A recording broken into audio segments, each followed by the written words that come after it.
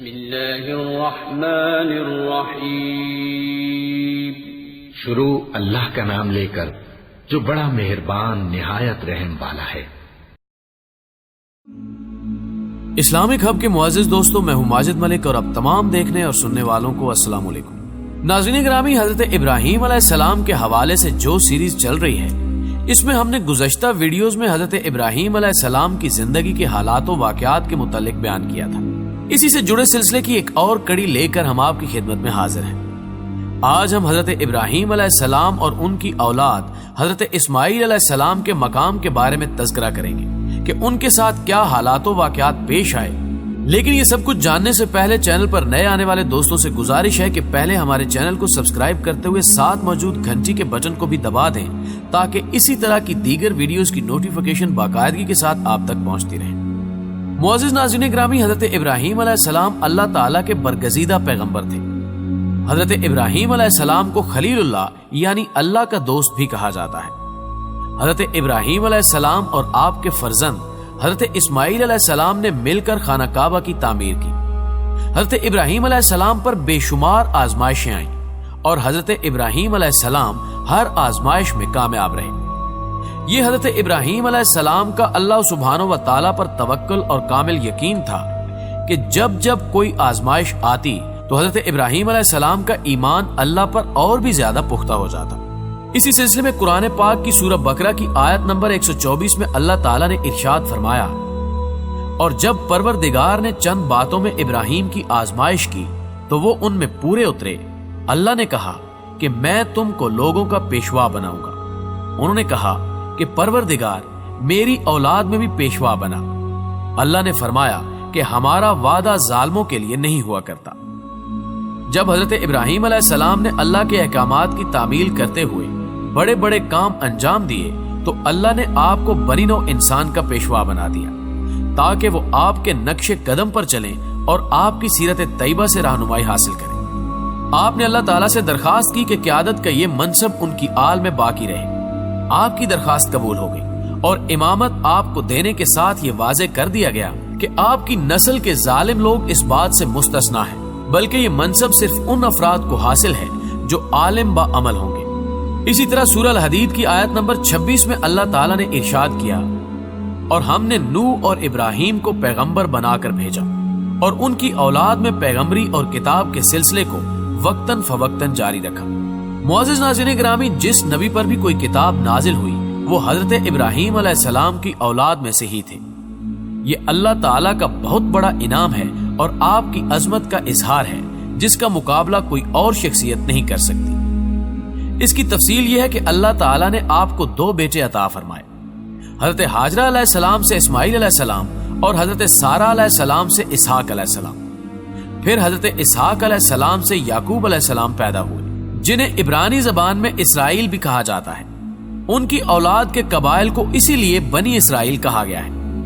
ان میں سے جو انبیاء مابعوث ہوئے ان کی تعداد بہت ہی زیادہ ہے. ان کی صحیح تعداد کا صرف اسی کو علم ہے جس نے نبوت اور رسالت کا منصب دے کر مابعوث فرمایا. بنی اسرائیل کے انبیاء کا سلسلہ حضرت عیسیٰ علیہ السلام پر ختم ہوا. حضرت اسماعیل علیہ السلام کی نسل سے عرب کے تمام قبائل وجود میں آئے.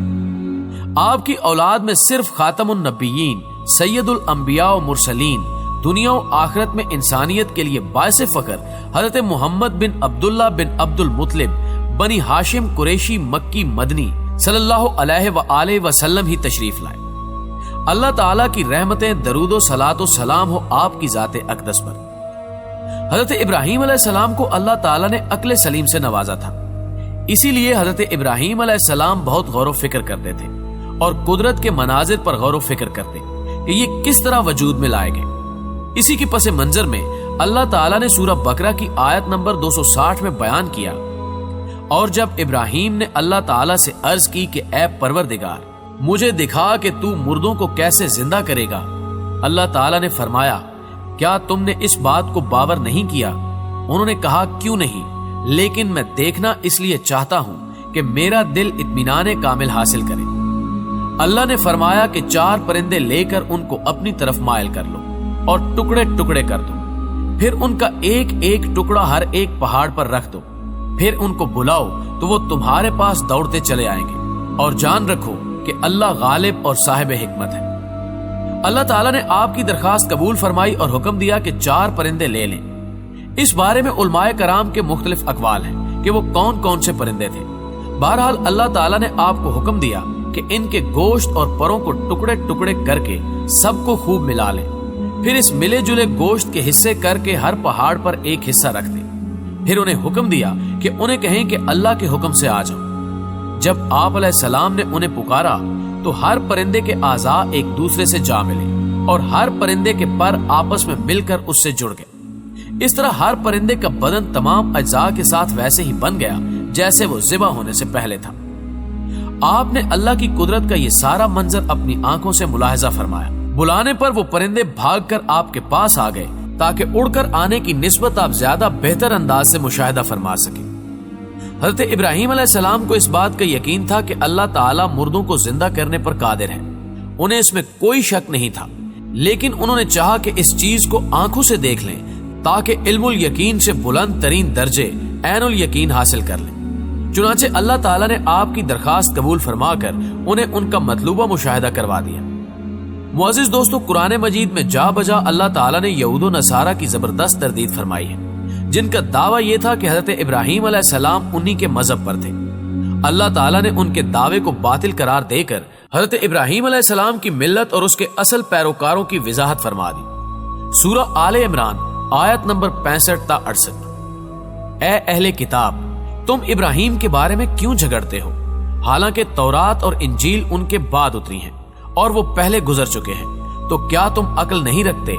دیکھو، ایسی بات میں تو تم نے جھگڑا کیا ہی تھا جس کا تمہیں کچھ علم تھا، مگر ایسی بات میں کیوں جھگڑتے ہو جس کا تم کو کچھ علم نہیں، اور اللہ جانتا ہے اور تم نہیں جانتے۔ ابراہیم نہ تو یہودی تھے اور نہ عیسائی، بلکہ سب سے بے تعلق ہو کر ایک اللہ کے ہو رہے تھے اور اسی کے فرما بردار تھے اور مشرکوں میں سے نہ تھے۔ ابراہیم سے قرب رکھنے والے تو وہ لوگ تھے جنہوں نے ان کی پیروی کی، اور یہ پیغمبر اور وہ لوگ ہیں جو ایمان لائے ہیں، اور اللہ مومنوں کا کارساز ہے۔ ناظرین گرامی، اللہ تعالیٰ نے واضح فرما دیا کہ وہ حنیف تھے، یعنی اپنے قصد و ارادہ کے ساتھ اخلاص پر کاربند تھے۔ انہوں نے سمجھ بوجھ کر باطل کو چھوڑ کر حق کی راہ اختیار کی تھی، جو یہودیت، عیسائیت اور مشرکانہ مذاہب کے خلاف ہے۔ اللہ تعالیٰ نے قرآن مجید میں بہت سے مقامات پر حضرت ابراہیم علیہ السلام کی تعریف کی ہے۔ ایک قول کے مطابق آپ کا اسم گرامی قرآن مجید کی 25 سورتوں میں 69 دفعہ آیا ہے، جن میں سے 15 مقامات صرف سورۃ البقرہ میں ہیں۔ حضرت ابراہیم علیہ السلام کا شمار ان 5 اول العزم پیغمبروں میں ہوتا ہے جن کو اللہ تعالیٰ نے قرآن مجید میں تمام انبیاء میں سے خاص طور پر نام لے کر ذکر فرمایا ہے۔ سورہ الاحزاب کی آیت نمبر 7 میں ارشاد ربانی ہے، اور جب ہم نے پیغمبروں سے عہد لیا، اور تم سے اور نوح سے اور ابراہیم سے اور موسیٰ سے اور مریم کے بیٹے عیسیٰ سے، اور عہد بھی ان سے پکا لیا۔ معزز ناظرین گرامی، امام ابن جریر رحمۃ اللہ علیہ نے تاریخ میں لکھا ہے کہ حضرت ابراہیم علیہ السلام کی ولادت نمرود بن کنان کے دور حکومت میں ہوئی۔ اس کے بارے میں کہا جاتا ہے کہ اس نے 1000 سال حکومت کی اور وہ انتہائی ظالم اور سنگ دل آدمی تھا۔ اس کا تعلق قبیلہ بنو راسب سے تھا، جن کی طرف حضرت نوح علیہ السلام کو نبی بنا کر بھیجا گیا۔ وہ اپنے زمانے میں پوری دنیا کا بادشاہ تھا۔ کہتے ہیں کہ آسمان میں ایک انتہائی روشن ستارہ نمودار ہوا، جس سے سورج اور چاند کی روشنی مان پڑ گئی۔ اس سے بہت سے لوگ ہلاک ہو گئے۔ نمرود بھی پریشان ہو گیا۔ اس نے اپنے کاہنوں اور نجومیوں کو طلب کیا اور اس کے بارے میں پوچھا۔ انہوں نے کہا کہ آپ کی رعایا میں ایک لڑکا پیدا ہوگا جس کے ہاتھوں آپ کی یہ حکومت ختم ہو جائے گی۔ اس نے حکم جاری کر دیا کہ تمام مرد عورتوں سے الگ رہیں، اور اس دن کے بعد جو بھی بچہ پیدا ہو اسے قتل کر دیا جائے۔ حضرت ابراہیم علیہ السلام کی ولادت انہی دنوں میں ہوئی، لیکن اللہ تعالیٰ نے آپ کو ظالموں سے محفوظ رکھا اور آپ بڑے ہوئے اور جوان ہو گئے۔ پھر وہ واقعات پیش آئے جن کا ذکر کیا جا چکا ہے۔ حضرت عبداللہ بن عباس رضی اللہ تعالیٰ عنہ کا قول ہے کہ آپ دمشق کے مشرق میں برزہ کے مقام پر پیدا ہوئے۔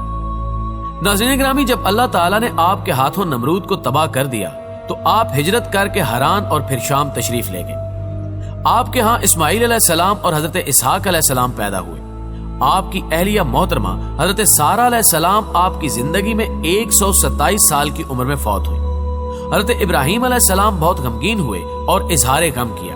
آپ علیہ السلام کی قبر مبارک اور حضرت اسحاق علیہ السلام اور حضرت یعقوب علیہ السلام کی قبریں اس 4 دیواری میں واقع ہیں جسے حضرت سلیمان بن داؤد علیہ السلام نے تعمیر کیا تھا۔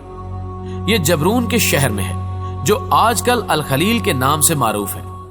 اس 4 دیواری میں قبروں کی جگہ کا بالکل صحیح تعین نہیں کیا جا سکتا۔ حضرت ابراہیم دین اسلام کے سالار اعظم ہیں۔ آپ نے بہت سے ایسے امور سرانجام دیے جو ان سے پہلے کسی نبی یا رسول نے نہیں دیے۔ انہیں اولیات ابراہیم علیہ السلام کا نام دیا جاتا ہے۔ ان میں سے اکثر و بیشتر کو شریعت محمدی صلی اللہ علیہ وآلہ وسلم میں بھی برقرار رکھا گیا ہے۔ ان میں سے چند ایک یہ ہیں۔ سب سے پہلے آپ نے مہمان نوازی کی سنت جاری کی۔ سب سے پہلے مونچھیں کٹوائیں، ناخن تراشے اور زیر ناف بال صاف کیے۔ سر کے بالوں میں مانگ نکالنے کی سنت آپ ہی نے جاری کی اور سر کے بالوں میں بڑھاپے کے اثرات بھی آپ ہی نے دیکھے۔ سب سے پہلے ممبر پر خطبہ بھی آپ نے دیا۔ عرب کا محبوب و لذیذ کھانا سرید آپ نے تیار کیا۔ معانقے کی سنت بھی آپ نے جاری فرمائی۔ حضرت ابراہیم علیہ السلام کے قصے سے یہ حقیقت بھی منکشف ہوتی ہے کہ ہجرت انبیاء کرام کی سنت ہے۔ حضرت ابراہیم علیہ السلام کا اسوہ مبارکہ تا قیامت آنے والے اہل ایمان کے لیے بہترین نمونہ ہے۔ آپ نے حران کے علاقے میں دعوت و توحید کا اعلان کیا تو اپنے پرائے سب دشمن ہو گئے۔ دعوت حق کو قبول کرنے والوں پر عرصہ حیات تنگ کر دیا گیا۔